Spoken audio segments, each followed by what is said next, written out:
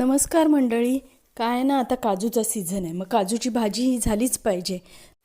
तर बघा, अशा पद्धतीने आपण काजू चिरून घेतले, गरम पाण्याने धुवून घ्यायचेत म्हणजे त्यातला सगळा चीक निघून जाईल.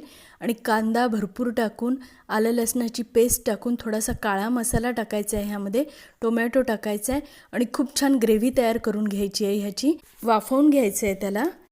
तिखट तुमच्या आवडीप्रमाणे टाका, हळद टाकायची आहे, गरम मसाला टाकायचा आहे. मंडळी, सीझनमध्ये सिजनेबल भाज्या ह्या खाल्ल्याच पाहिजे.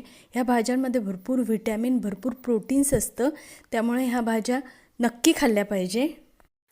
हॉटेलमधली काजू करी खाण्यापेक्षा ही जी ओरिजिनल काजू करी आहे त्याची मजाच काही वेगळी असते. ही तुम्ही भाकरीबरोबर खाऊ शकता. थोडीशी कोथिंबीर घालून घ्यायची आहे आणि एक झाकण घालून एक वाफ काढून घ्यायची आहे त्याला. तर मंडळी, तुम्ही पण अशा पद्धतीने भाजी करून बघा, भाजीचा आनंद घ्या आणि सबस्क्राईब करायला विसरू नका.